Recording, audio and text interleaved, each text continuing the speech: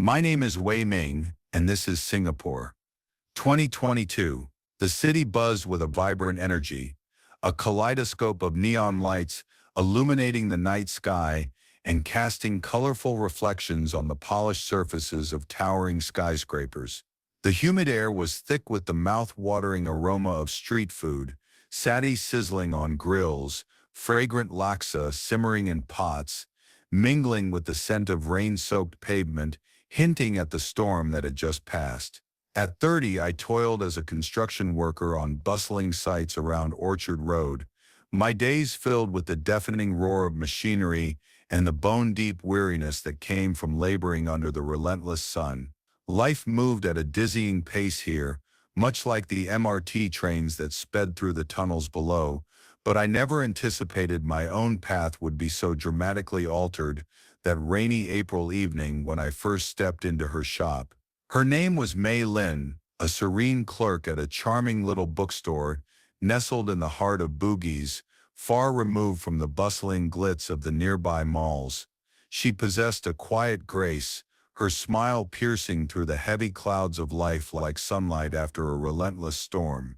I wandered into the store one afternoon, searching for a book on local history, but found myself captivated by her presence, lingering for hours as we conversed about everything under the sun, her dreams of exploring distant lands, my exhausting shifts at the construction sites, and the way Singapore's relentless pace could at times feel like a voracious beast eager to devour life whole.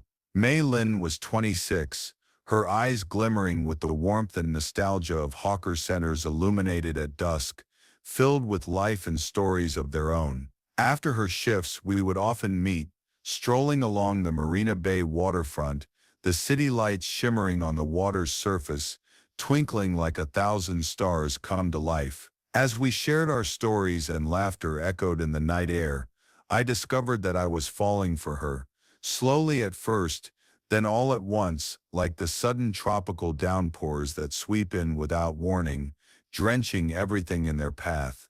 By June, I found myself utterly convinced that she was the one, the missing puzzle piece, who would bring clarity and color to my chaotic world. But life in Singapore doesn't pause for perfect timing. My family was a close-knit circle, the kind that celebrated traditions with steaming plates of dumplings and lively gossip during Chinese New Year. It was during one of these vibrant gatherings that Lisa re-entered my life, my distant cousin, once removed, whom I had scarcely seen since our childhood days. She arrived from Kuala Lumpur for a family wedding in July, exuding a sharp confidence as she maneuvered through the evening, a successful finance professional with a dazzling smile. We all converged at my aunt's charming apartment in Toa Payoh, the air thick with the scent of home-cooked dishes and the cheerful sounds of familial laughter. As the night wore on, fueled by too many chilled bottles of Tiger beer and the warm haze of reunion, boundaries blurred in a way that left me breathless and bewildered. In the guest room, amidst shadows and whispered secrets, while the city lay in a serene slumber outside, a fleeting moment unraveled, one that I couldn't undo. When dawn broke, its light filtering in through the shrouded windows, regret washed over me like the heavy morning humidity. It clung to me, a tangible reminder of that reckless choice, but I willed myself to push it aside, redirecting my thoughts to Mei Lin and the exciting connection we were nurturing, hoping to find solace in that unfolding bond instead. Weeks drifted by like soft clouds, and my relationship with Mei Lin blossomed amid the vibrant backdrop of Singapore's coast. Our weekends at Sentosa Beach were like stolen jewels, where we would stroll hand in hand along the golden sand, savoring the warmth of the sun on our skin and the gentle lull of the waves. I could watch the majestic ships gliding into the harbor for hours, lost in thoughts of how to express the depths of my feelings for her. I was preparing to tell her that I loved her, to finally carve our bond into something official and lasting. Then, without warning, the tremors of my life began to shake. In August, Lisa's voice pierced through the cacophony of my bustling construction site. It was shaky, laden with fear and uncertainty. Wei Ming, I'm pregnant. It's yours. As those jarring words reverberated in my mind, it felt as if the ground beneath me had opened, swallowing my peace whole. I denied the reality initially, clinging to hope like a lifeline, but confirmation came swiftly, crashing over me like a relentless wave. As the news sank in, the weight of familial expectations loomed larger than ever. In this bustling city, where tradition intertwined seamlessly with modern life, the rules were inflexible: marriage, provision, and the imperative to shield the family from embarrassment were etched into the very fabric of our existence. Lisa, young and bright but thrown into the chaos of unexpected motherhood, felt utterly unprepared. And I grappled with feelings of inadequacy, drowning in a life I hadn't planned. By September, under a shroud of urgency and unspoken fears, I found myself proposing to Lisa in a hurried ceremony at a temple nestled in Little India. The air was thick with the mingling scents of incense and flower offerings, charged with the gravity of tradition. My heart was heavy with dread, and yet I acted as though it was the right path, that it was my duty. Each word of my vow felt like an obligation, rather than a celebration, as if I were sealing away the love I felt for someone else, caught in a tempest of responsibility and unfulfilled dreams. Conveying the truth to Mei Lin became an emotional tempest, a shadow I had been skillfully evading for months. My love for her ran deep, like the way the sun lingers on the edge of the skyline, casting a golden hue that felt eternal. The very thought of her expression when I finally revealed the news clung to me relentlessly.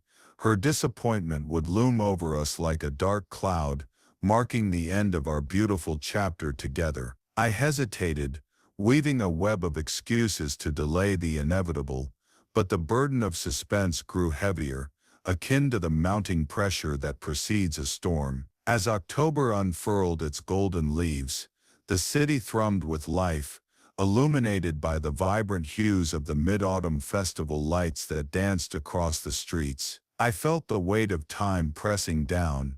I could no longer afford to procrastinate. I made my way to our cherished spot by the quaint bookstore, the evening air warm yet deceptively calm, carrying with it the faint sweet scent of rain mingling with hints of lingering jasmine. The world around us shimmered with the promise of light, but I knew the dark clouds of my revelation awaited just below the surface. Mei Lin, we need to talk, I said, my voice quivering as we sat on the weathered bench overlooking the bustling streets, the sounds of the festival weaving around us like a haunting melody. She turned to me, her trusting smile radiant against the backdrop of colorful lanterns glowing softly in the twilight.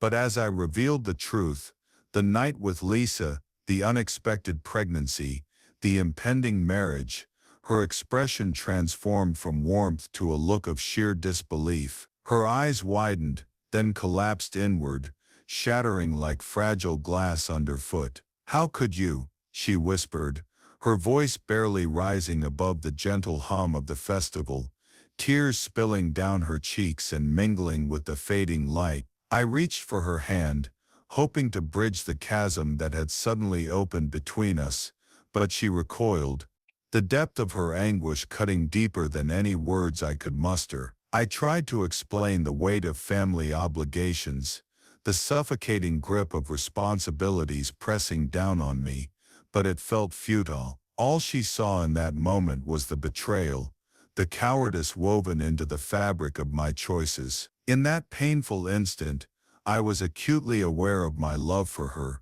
a fierce and unyielding flame that seemed to burn brighter amidst the chaos of my mistakes. Yet I realized with despair that love alone couldn't mend the shattered pieces of trust. The vibrant festival around us faded into a blur, a stark contrast to the darkness enveloping our conversation. I was left with the crushing certainty that I had irrevocably altered the course of our lives. As we parted that night, the first delicate raindrops began to fall, each drop landing softly against the pavement, and resonating with the weight of my unspoken regrets. She turned away, her form retreating into the thrumming crowd, gradually dissolving into the vibrant chaos of the city that pulsed with life. I stood there, a solitary figure against the backdrop of twinkling lights and distant laughter, the air around me charged with unfulfilled longing. I married Lisa in a modest civil ceremony,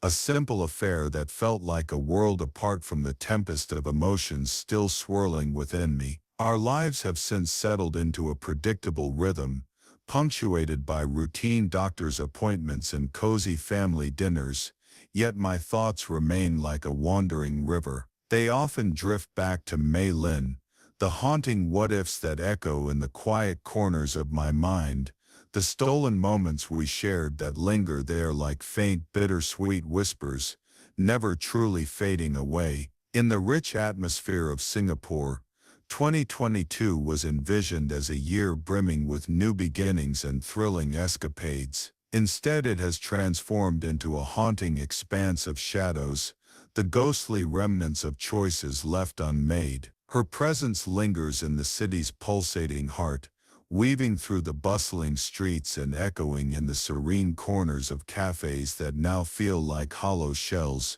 places I can no longer bear to visit. The once inviting aroma of coffee and the murmur of laughter have been replaced by a heavy stillness that reminds me of what has been lost. In the quiet corners of my home, the worn pages of books lie undisturbed, collecting dust like the memories I can't quite escape. Each story, once a companion, now feels foreign, overshadowed by my lingering thoughts of her. I often find myself grappling with a question that haunts my soul. Will she ever discover the capacity to forgive me for the paths I chose, paths that diverged from the one we were meant to walk together? Will I ever reach a point of self-forgiveness amidst all this longing and regret that weighs on me?